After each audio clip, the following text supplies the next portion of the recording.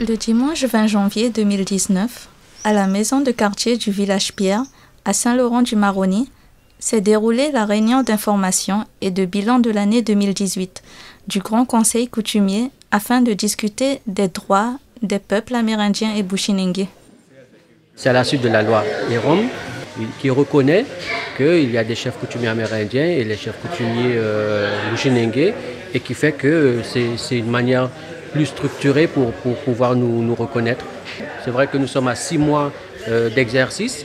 On aurait peut-être voulu attendre 1 an pour faire le bilan, mais je pense qu'il est nécessaire de faire un retour. Je trouve qu'ils ont quand même eu un certain respect envers nous de faire un bilan à ce moment-là, donc aujourd'hui. Mais en tout cas, ça prouve qu'il y a des sujets, des thèmes qui tiennent à cœur et qu'on a vraiment envie que là, tout de suite, maintenant, les choses avancent. Parce que ça fait trop longtemps, beaucoup trop longtemps que la communauté autochtone est en train de se battre. Beaucoup d'éléments sont ressortis, notamment sur le suicide des jeunes Amérindiens du Haut-Maroni, sur le drapeau des 6 nations autochtones, sur le changement statutaire de la Guyane, sur le bilan lui-même du Grand Conseil coutumier. Donc pour moi, c'était assez positif. J'ai appris énormément de choses et j'espère vraiment qu'on pourra continuer à avancer dans ce Grand Conseil coutumier pour le bien-être de la société guyanaise. Le combat des peuples autochtones de la Guyane a été marqué par la lutte contre le projet Mégamine Montagne d'Or.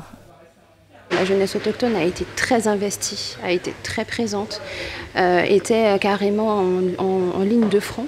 Je me rappelle surtout du tout premier débat public qui a eu lieu à Saint-Laurent, qui a été très fort. Parce qu'il y avait la jeunesse, il y avait les femmes, il y avait les chefs, il y avait les hommes, il y avait les enfants. Bien sûr, tout ça mélangé aux autres cultures ethniques guyanaises, bien sûr, parce qu'on n'était quand même pas tout seul. Mais du coup, au son du Sambura, pour moi, ça a été énorme en fait.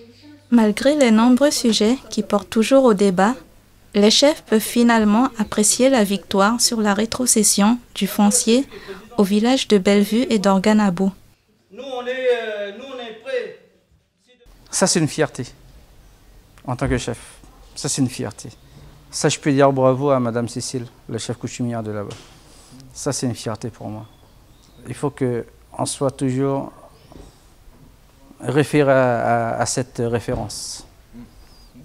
C'est vrai que c'est un dossier qui date depuis un certain nombre d'années et qu'enfin, ils ont pu obtenir le foncier, c'est bien, mais je pense qu'au niveau de l'État, il aurait fallu leur accorder depuis longtemps la demande. Eh bien, cette rétrocession foncière, c'est une rétrocession foncière qui me semble normale, puisque c'est un besoin de la population de Bellevue, donc c'est une SDUC. Et donc il me semblait nécessaire que cette population qui réclamait justement le droit de pouvoir chasser, de subvenir à leurs besoins et de pouvoir vivre les traditions kaliniennes, de pouvoir continuer à les pratiquer sans les barrières de l'institution française. Une victoire dans la lutte de plusieurs dizaines d'années qui donne envie de poursuivre le combat. Une prochaine réunion aura lieu le 26 et 27 janvier 2019 à Cayenne.